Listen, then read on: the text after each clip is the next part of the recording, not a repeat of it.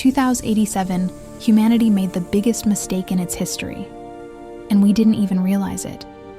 Every time you teleported to work, every time you sent an instant package across the world, every time you stepped through one of those gleaming portals that promised to make distance meaningless, you were screaming into the cosmic void. And something heard. But let me back up. Way back. To right now, actually. You're watching this video in 2026, probably comfortable in your home, maybe on your phone, maybe procrastinating. Imagine that in just 61 years, humanity is going to shatter the fundamental laws of physics. Not bend them, shatter them completely. March 15th, 2087. Dr. Marcus Webb and his team at the Kepler space station achieve what was supposed to be impossible.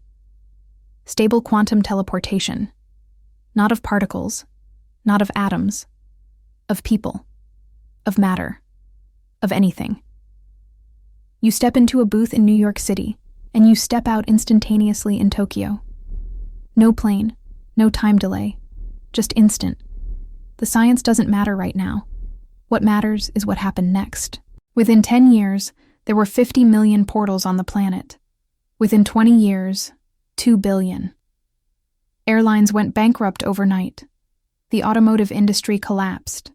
Shipping containers became museum pieces. If you wanted to visit your grandmother in Seattle and you lived in Miami, you just walked through a portal in your living room. 30 seconds later, you were eating her cookies.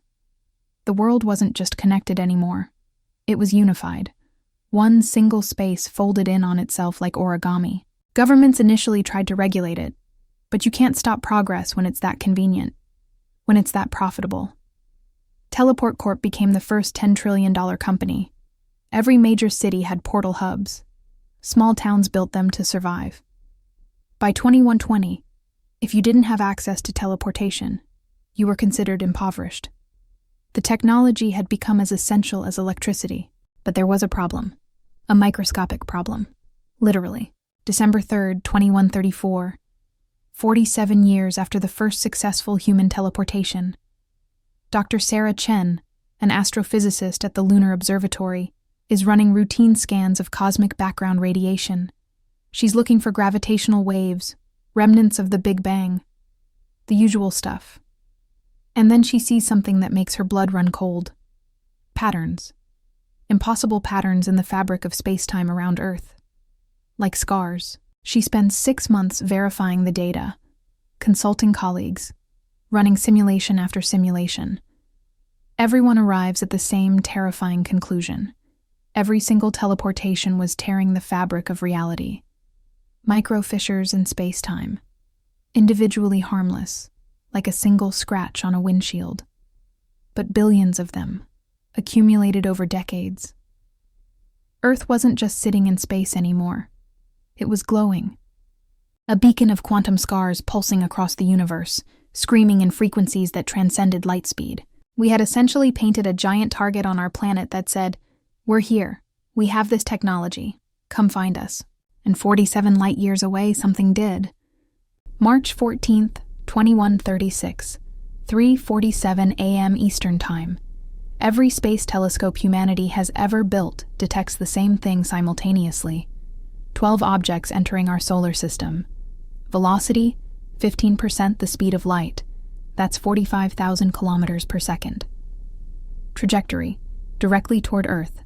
Estimated time of arrival, 96 hours, 4 days. The world doesn't just panic, it fractures. The president addresses the nation at dawn. The UN Security Council meets in emergency session. Every nuclear power goes to DEFCON 1. We try everything. Radio signals, mathematical sequences, visual displays, complete silence in return. We try intercepting them. Our most advanced missiles, capable of destroying asteroids, simply vanish when they get within 1,000 kilometers of these objects. Not destroyed, absorbed, like they never existed. And then, 96 hours later, exactly as calculated, they arrive. 12 massive ships, each one roughly the size of Manhattan, position themselves in geostationary orbit above Earth's major population centers. One above New York, one above Beijing, London, Mumbai, São Paulo, Los Angeles, Moscow, Lagos, Sydney, Tokyo, Cairo, Mexico City, 12 cities, 12 ships, 5 billion people in their direct shadow. But here's the thing. Here's where it gets really interesting. They don't attack. They don't fire weapons. They don't abduct anyone. They do something far worse. They talk. The message appears simultaneously in every language, on every screen, in every sky. Holographic, impossible to ignore. And the voice, it's not exactly a voice. It's something that bypasses your ears and speaks directly into your consciousness. Everyone on Earth hears it at the same moment. Civilization of Earth. You have violated the first law. You have wounded the continuum. Immediately cease all use of quantum rupture technology or face planetary sterilization in 30 days. Planetary sterilization. They don't leave that phrase ambiguous. They show us. Holographic displays of barren worlds. Planets scoured of life. Atmospheres burned away.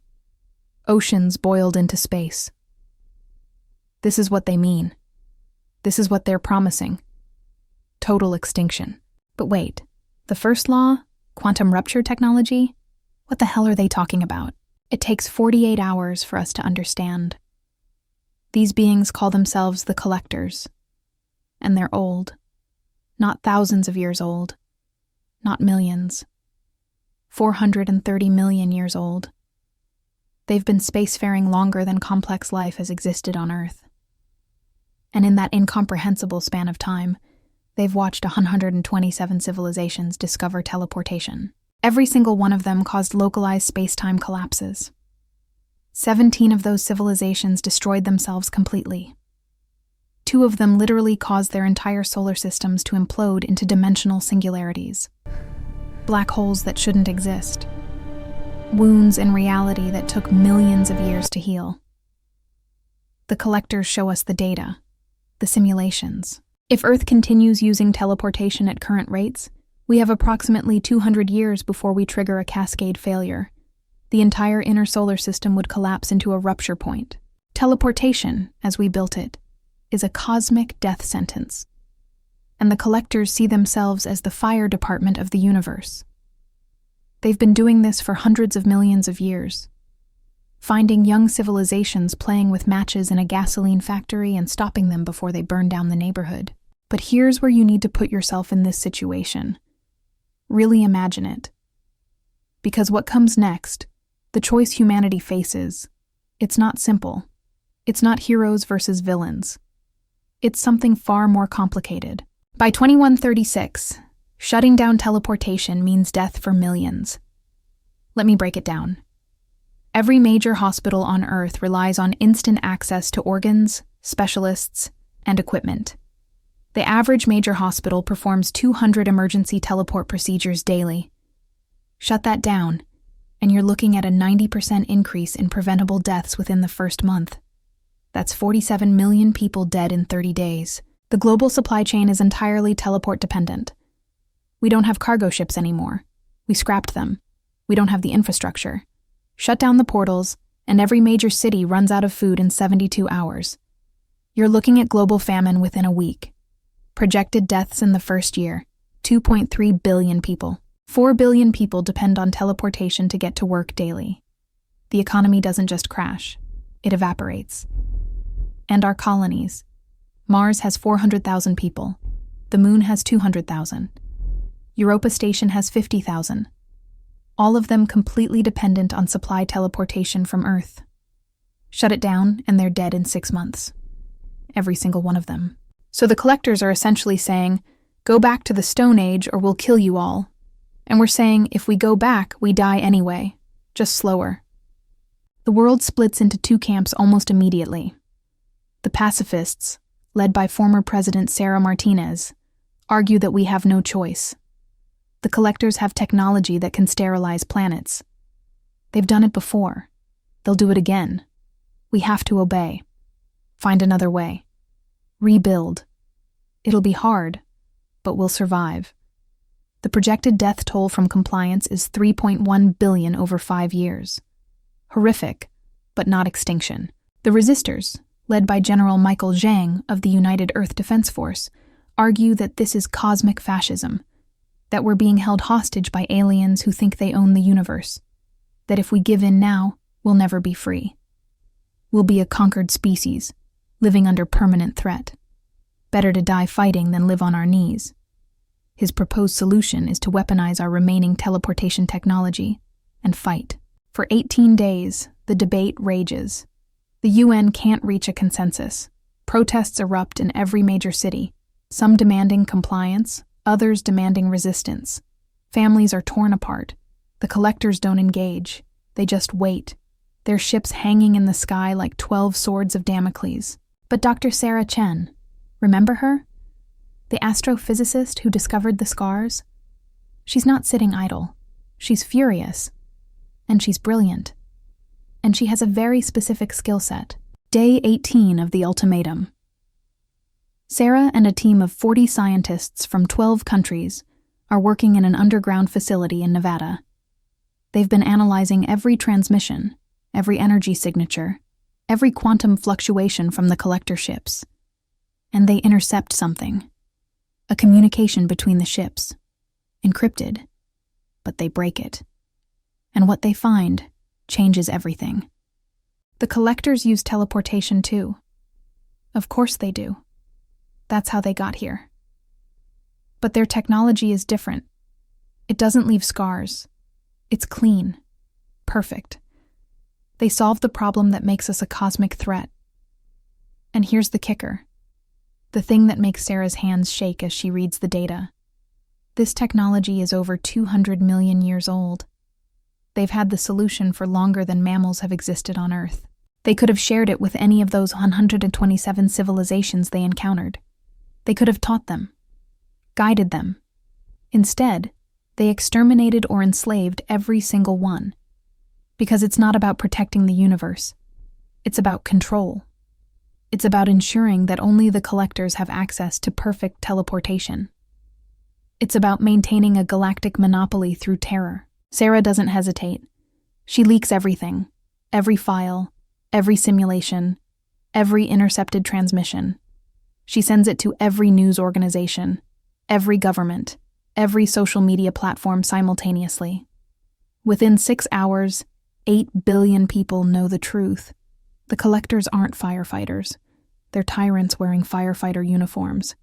The reaction is volcanic. The pacifist movement fractures. President Martinez holds an emergency press conference and admits she was wrong. The resistors surge in support, but General Zhang surprises everyone. He doesn't call for war. He calls for something else, something unprecedented. 3 days before the deadline, 72 hours until the collectors make good on their threat. The Planetary Security Council meets in emergency session. One representative from each of the 12 cities under the ships. The vote, comply or resist. But not resist with violence. Resist with truth, with dignity, with the simple statement that humanity has the right to exist, the right to make mistakes, and the right to learn from them. The vote is tied, 6-6. The tiebreaker falls to Ambassador Jennifer Williams, the United States representative. A woman who lost her 8-year-old daughter to leukemia, then got her back when a teleported bone marrow transplant saved her life 2 years later. A woman who understands viscerally what both choices mean. She votes for resistance. The message is transmitted to all 12 ships simultaneously. Ambassador Williams delivers it herself, standing in the ruins of what used to be Times Square, looking up at the ship that blots out the sky. Collectors. We acknowledge the danger. We understand the risk. But we do not accept tyranny disguised as protection. You possess the safe technology. You've had it for hundreds of millions of years. Share it or leave our system.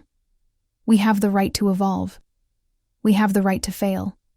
And we have the right to learn. We will not be exterminated for the crime of ignorance. We will not be slaves for the crime of ambition. If you choose to destroy us, know that you are not protectors. You are murderers, and the universe will remember you as such. For 48 hours, nothing happens. The ships remain silent. Their weapons, and everyone can see now that they have weapons, begin charging. Massive energy signatures that make our most powerful nuclear weapons look like firecrackers. Every city under a ship begins evacuation, but where do you evacuate to when the weapon can scour a planet? People hold their families, say their goodbyes. The internet fills with final messages. I love yous. I'm sorries. Farewells to a species that reached for the stars and found only fire. And then, on the final day of the ultimatum, with 6 hours remaining, the ships move. But they don't descend. They rise. Slowly, majestically, they break orbit. For one brief, impossible moment, humanity dares to hope. Maybe we won. Maybe they're leaving. But they stop. Just outside the moon's orbit. Still close enough to strike. Still close enough to end us. And they send one final message. Not a threat this time. Something different. Something that will haunt humanity for the next 50 years. Civilization of Earth. You have chosen the difficult path, so be it. You have demonstrated sufficient sentience to be granted one chance. You have 50 Earth years to develop clean quantum transportation. We will observe. We will not interfere. But if you fail, we will return. And there will be no negotiation. No second ultimatum. Only sterilization. Prove yourselves worthy of the cosmos, or be removed from it. The choice, as you say, is yours, and then they vanish. Not slowly, not gradually. One moment they're there, 12 massive ships that had held humanity hostage for 30 days. The next moment, gone. No trace, no residue. Just empty space and 8 billion people trying to process what just happened. That was 50 years ago. Today, in 2186, I'm standing in the Global Quantum Research Facility in Houston, Texas. This building didn't exist a year ago. Now it's the most important structure humanity has ever built. 40,000 scientists from every nation on Earth working 24/7 in rotating shifts. We've made progress. Real progress. We understand the basic principles of how the collector's technology works. We've built 3 experimental prototypes. None of them stable yet. None of them safe, but we're getting close. The problem is time. We have 7 months left on the collector deadline. 7 months to achieve what took them millions of years to perfect. Some people think we're going to make it.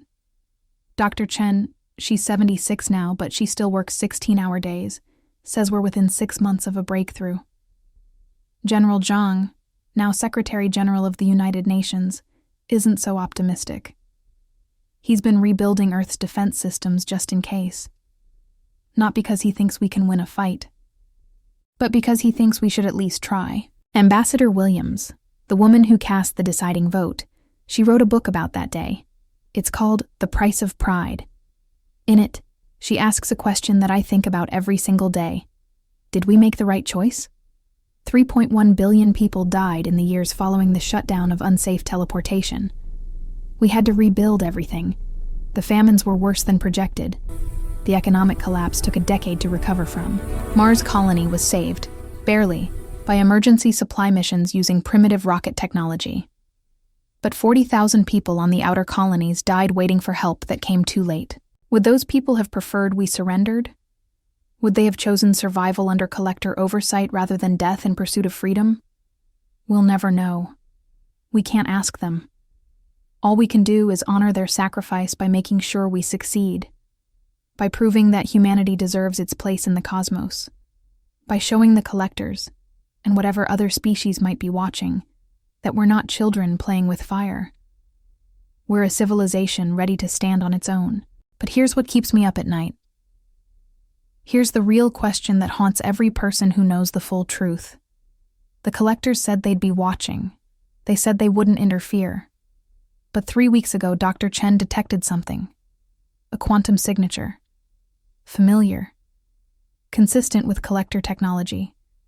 Not near Earth. Near Jupiter. Something's out there. Something's been there the whole time. Watching. Observing. Making sure we don't cheat. making sure we don't get help from anyone else. Because that's the other thing we've learned in these 50 years. We're not alone. Not by a long shot. The collectors were the first, but they weren't the last.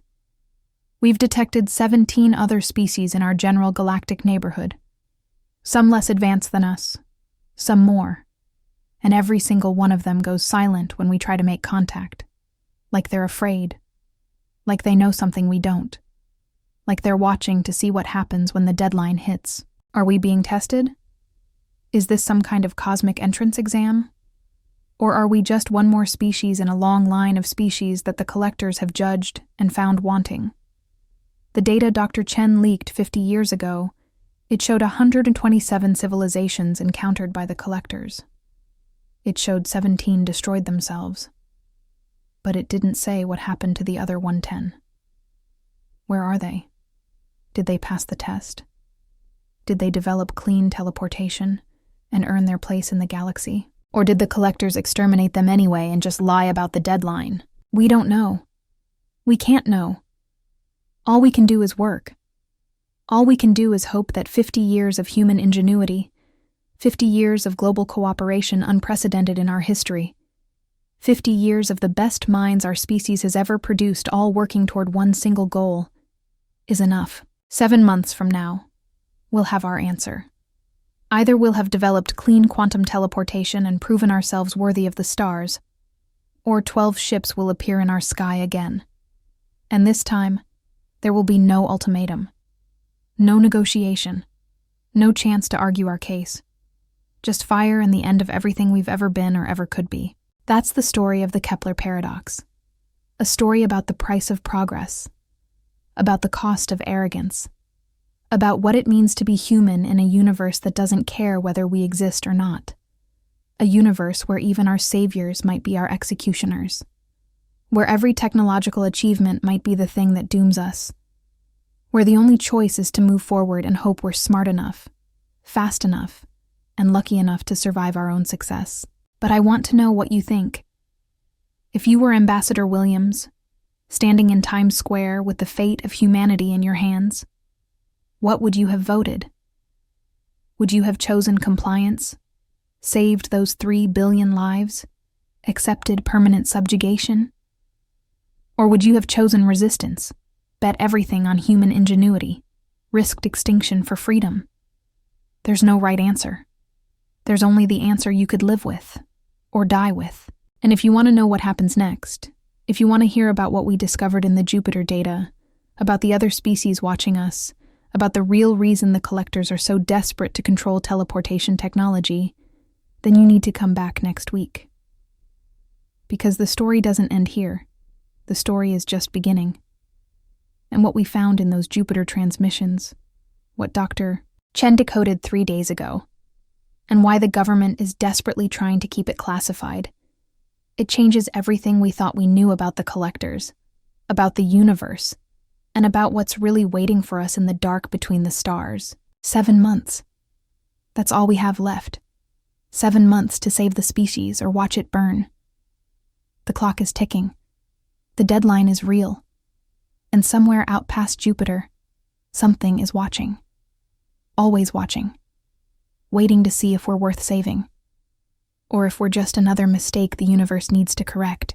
So, that's the end of this story, but there are plenty of other great ones right here. Before you go, don't forget to hit that like button, subscribe, and ring that little bell.